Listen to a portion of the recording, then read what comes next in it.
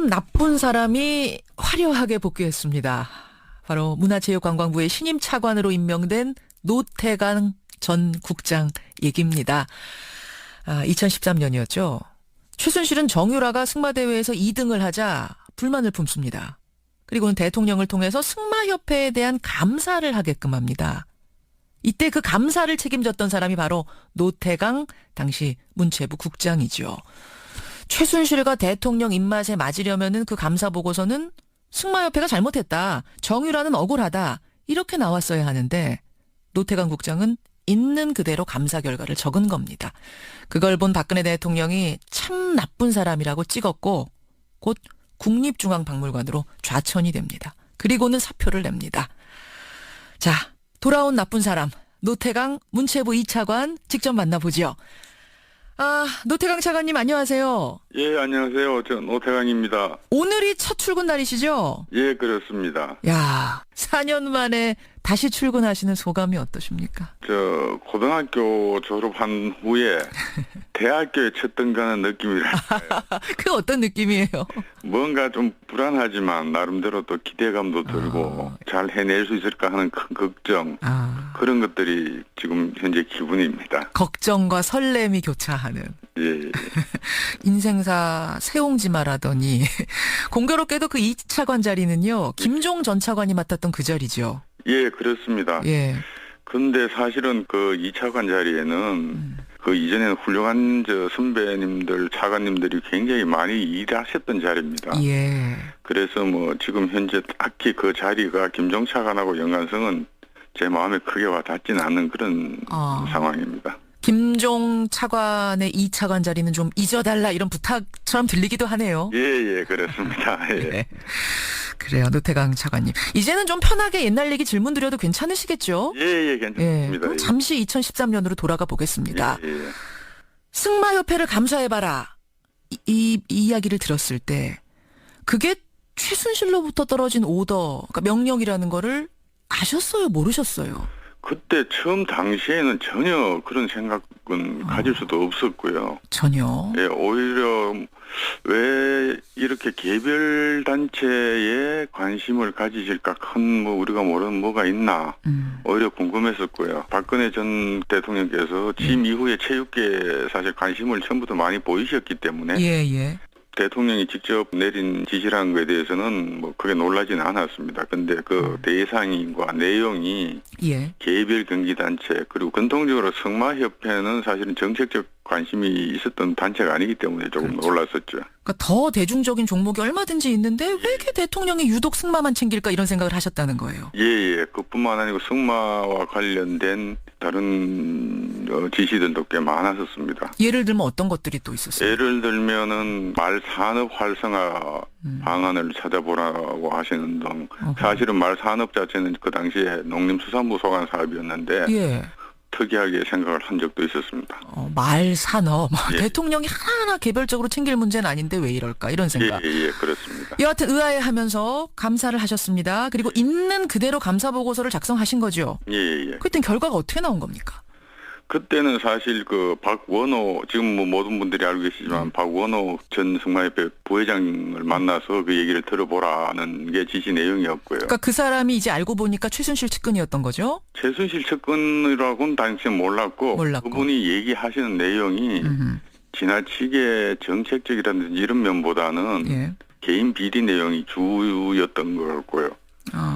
그래서 그 개인 비리 내용에 대한 제보였기 때문에 이건 일방적인 얘기만 들을 수 없어서 이제 전체적으로 다른 사람들 제3자 혹은 당사자들한테도 얘기를 들어봤고 그 과정에서 최순실 씨 이름보다는 정윤회 씨 딸이라는 얘기는 들었었습니다. 정윤회 딸이 이야기가 거론이 됐고 그 말하자면은 이제 그 박원호 부회장이 얘기하는 문제 있는 사람들에 대해서 문제 있다라고 썼으면 문제가 없는데 이쪽 이야기도 듣고 저쪽 이야기도 들어보니까 이게 파벌 싸움이다 이런 결론이 난 거예요. 그렇습니다. 그래서 그 어떤 그 사람들이 옳고 그러다는 내용 이전에 파벌 싸움 같다고 판단을 했기 때문에 정부가 직접 개입하는 건 부적절하고 개인 비리 내용으로 접근하는 것보다는 제도적인 어떤 이 비리 발생 요소가 있는 제도부터 찾아서 제도적인 접근을 하자는 게 그 당시 저희 생각이었습니다. 참으로 상식적인 보고서가 나온 건데 예. 정유라가 희생양이다, 정유라 억울하다라는 말을 안 썼다고 해서 결국은 좌천되셨는데 그 장소가 국립중앙박물관이에요. 예. 국립중앙박물관으로 가라 했을 때 얼마나 황당하셨어요? 그때 당시 생각은 제 상관 되시는 분이 제가 마음에 들지 않아서 같이 일을 할 수 없다고 생각하면 다른 자리로 보낼 수 있다고는 그때 당시도 받아들였고요. 오히려 그 상황이 벌어지자 저보다는 제 주위에 있던 당시 동료분 선배 후배들이 오히려 더 좀 황당해했던 그런 기억이 있습니다. 뭐라고 하셨어요? 그 주변의 동료들은? 이거 뭐 보고서 이거 가지고 이럴 수 있느냐. 왜냐하면 이런 경우는 사실은 저도 당시 공무원 생활 한 30년 했지만 거의 처음 당하는 상황이었고 다른 분들도 거의 마찬가지였을 겁니다. 그렇죠. 예. 그렇게 해서 국립중앙박물관의 교육문화교류단장 이렇게 가신 거예요? 예. 거기서는 왜 또 사표를 내게 되셨어요? 그때 당시에는 국립중앙박물관하고 프랑스 장식미술관 사이에 한 프랑스 수교 130주년 기념 전시회가 협의되고 있었습니다. 예. 그래서 아주 순조롭게 협의된 전시회가 프랑스 측에서 갑자기 당시에 시중에 판매되고 있던 고가의 사치품 제품을 전시품에 포함시키겠다 그러고 국립중앙박물관 내에서 그 제품 홍보 행사를 하겠다고 주장하면서 기성 제품을 예. 그래서 협의가 진행되지 않고 다투고 있었는데 갑자기 문체부 본부하고 청와대 측에서 프랑스 주장을 다 수용해라. 수용해서라도 무조건 전시를 성사시키라. 그런 요구가 있었습니다. 그런데 당시에 김영락 관장님을 비롯해서 박물관 직원들 전부가 이건 만장일치로 프랑스 측 요구를 들어줄 수가 없다. 이거는 우리 국립중앙박물관 크게 나가서는 한국 문학의 전체 자존심 문제다. 이렇게 주장을 하게 되고 그 과정에서 전시회 자체는 무산되어 버렸고요. 그 후에 김연아 관장님이 먼저 경질되시고 이후에 저보고도 사표를 내라는 그런 요구가 있었습니다. 그 과정에서 박근혜 전 대통령이 그 사람 노태강 그 사람 아직도 있어요? 이 말을 했다는 걸 알고 계셨어요? 나중에 들었고요. 사실은 그 말 자체는 아직까지 나쁜 사람이라고 얘기한 것은 그 직접 들으신 분이 계시기 때문에 확실한데 아직 이 사람이 있어요라고 했던 건 소문으로만 저는 들었습니다. 그 말을 직접 들으신 분은 없었고요. 자, 끝까지 소문이길 바랍니다. 너무 기가 막혀서 말이죠. 여하튼 그 감사 보고서를 시작으로 해서 모진 시련을 겪으셨어요. 감사 보고서 그렇게 쓴 거 조금이라도 후회는 안 되십니까? 후회는 되지 않습니다. 왜냐하면 사안 자체는 굉장히 간단한 사항이고요. 사실대로 보고하는 것이 당연했었고 뭐 자꾸 소신 얘기들도 하고 하시는데 그건 소신까지 갈 것도 없고 그건 그냥 공무원으로서 당연한 일이었습니다. 제가 좀 우문을 던지는 건지 모르겠습니다만 그때로 다시 돌아간다면은 다시 보고서를 써도 내용은 한 글자도 틀림없이 똑같이 또 쓰시겠습니까? 모든 사항이 다 그렇다면 한 글자까지 뭐 똑같이 쓴다는 자신은 없고요, 솔직히. 단지 그 내용 자체는 있는 그대로 보고를 하되 표현 방법이라든지 이거는 좀 고민을 할 것 같습니다. 어쨌든 그러니까 내용에서는 그대로 난 밀고 나가겠다 이 말씀이시죠? 왜냐하면 사실을 바꿀 수는 없습니다. 일어난 사실을. 그렇죠. 뭐 이런 공무원이기 때문에 돌아온 나쁜 사람이 될 수 있었던 것 같습니다. 노태강 2차관, 문체부 차관 지금 만나고 있는데요. 그나저나 박근혜 전 대통령 지금 재판받고 있습니다만 이제 혐의 중에 부당 인사 개입 혐의가 있어요. 이것도 뭐 노태강 차관님도 마찬가지로 해당이 되는 건데 박 전 대통령은 일관되게 부인을 하고 있습니다. 나는 직접 지시한 게 아니란 얘기죠. 그러니까 뭐 나쁜 사람이다 이런 얘기도 말은 한 적이 있어도 그게 직접 좌천시키라는 의미는 아니었다. 뭐 이런 겁니다. 이 논리를 어떻게 생각하세요? 사실 본인의 인정 여부하고 상관없이 실제로 그 일은 일어났던 일이고 그 당시에 그 과정에 참여하셨던 김종덕 전 장관님이라든지 김상률 당시 교문수석들이 헌법재판소 재판 과정이나 현재 진행 중 재판에서 증언도 하신 걸로 알고 있습니다. 그래서 저는 그냥 그렇게 생각을 합니다. 그래도 한때는 한 나라의 국가 원수였던 분이 예. 지금 있는 이 현실을 그대로 받아들이기 어려운 자기 방어 어떤 심리 상태가 아니겠는가, 저는 뭐 그 정도로 이해를 하고 있습니다. 자기 방어 심리 상태. 하지만 아까 감사 보고서가 그랬듯이 이것도 사실은 사실이다, 이런 말씀이신 거죠. 아니 그나저나 지난해 말에, 그러니까 국정농단이 세상에 드러나기 시작하면서 조윤선 당시 장관이 대한체육회 사무총장 자리를 주겠으니 좀 맡아다오, 이런 회유를 했었다면서요. 예, 2번 정도 그런 제의를 받은 사실은 있습니다. 2번이나. 예. 왜 거절하셨어요? 제 자존심이 허락을 하지 않았고요. 예. 그보다 더 중요한 거는 사실 그 자리는 문체부가 그렇게 제의해서는 안 되는 자리입니다. 체육의 자율성을 직접적으로 침해하는 행위가 되기 때문에 나중에라도 대한체육회가 국제올림픽위원회 IOC 징계를 받을 수도 있는 상황이고요. 그렇군요. 실제로 뭐 한 2개 국가가 그런 식으로 체육회 인사에 개입해서 징계를 받아가지고 올림픽에 자국 국기를 대신에 올림픽기를 들고 입장하는 그런 징계를 받은 사실도 다 제가 알고 있는데 그 제의를 받아들일 수가 없었습니다. 기막힌 생각도 드셨겠어요. 예, 그래서 제가 그 얘기했습니다. 당신들 큰일 날 소리하고 있다 지금. IOC가 이거를 알면은 어떡할 거냐. 예, 그렇게 제가 순간이 충고까지 한 적은 있습니다. 그런 사연이 있었던 거군요. 네. 알겠습니다. 이제 차관으로서 문체부를 다시 바로 세우는 임무를 맡으셨는데 어떤 과제가 제일 시급한가요, 문체부? 문체부 지금 당장 제 입장에서는 평창 동계올림픽이죠. 평창. 예. 사실 그동안 뭐 여러 가지 어려운 가운데서도 조직위와 강원도 그리고 문체부가 열심히 준비는 해온 걸로 알고 있습니다. 만나 뵙고 상의하고 해서 일단은 당장은 평창 동계올림픽을 제대로 준비하는 게 제일 시급한 과제고요. 두 번째, 문체부는 한 3, 40년 동안 다른 부처 공무원들이 보기에 좀 특이할 정도로 직원들 간의 장벽도 없고 소통이 아주 자유로웠었습니다. 아, 그래요? 예. 그만큼 그거는 저는 직원들 간의 신뢰관계라고 생각을 하는데 그 신뢰관계가 불과 3, 4년 사이에 완전히 무너졌기 때문에 직원들 상호 간에 신뢰를 먼저 회복하는 것이 가장 급한 일이라고 생각하고 있습니다. 조직을 추스르는 일이 시급한 거군요, 문체부는.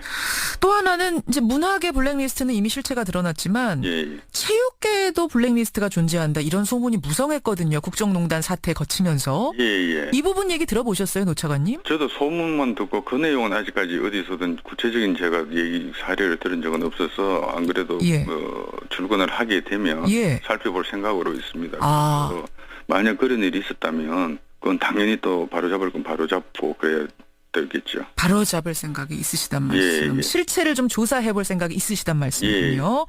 이것도 지켜보겠습니다. 좋은 공무원, 좋은 사람으로 기억돼 주시기를 기대하겠습니다. 예, 감사합니다. 많이 도와주시기 바랍니다. 고맙습니다. 고맙습니다. 문체부의 신임 2차관으로 돌아왔습니다. 지시들도 꽤 많았었습니다. 예를 들면 어떤 것들이 또 있었어요? 예를 들면은 말산업 활성화 방안을 찾아보라고 하시는 등 사실은 말산업 자체는 그 당시에 농림수산부 소관 사업이었는데 특이하게 생각을 한 적도 있었습니다. 말산업. 대통령이 하나하나 개별적으로 챙길 문제는 아닌데 왜 이럴까, 이런 생각. 그렇습니다. 여하튼 의아해하면서 감사를 하셨습니다. 그리고 있는 그대로 감사 보고서를 작성하신 거죠? 그땐 결과가 어떻게 나온 겁니까? 그때는 사실 그 박원호, 지금 뭐 모든 분들이 알고 계시지만 박원호 전 승마협회 부회장을 만나서 그 얘기를 들어보라는 게 지시 내용이었고요. 그러니까 그 사람이 이제 알고 보니까 최순실 측근이었던 거죠? 최순실 측근이라고는 당시에 몰랐고 그분이 얘기하시는 내용이 지나치게 정책적이라든지 이런 면보다는 개인 비리 내용이 주였던 것 같고요. 그래서 그 개인 비리 내용에 대한 제보였기 때문에 이건 일방적인 얘기만 들을 수 없어서 이제 전체적으로 다른 사람들. 참 나쁜 사람이 화려하게 복귀했습니다. 바로 문화체육관광부의 신임 차관으로 임명된 노태강 전 국장 얘기입니다. 2013년이었죠. 최순실은 정유라가 승마대회에서 2등을 하자 불만을 품습니다. 그리고는 대통령을 통해서 승마협회에 대한 감사를 하게끔 합니다. 이때 그 감사를 책임졌던 사람이 바로 노태강 당시 문체부 국장이죠.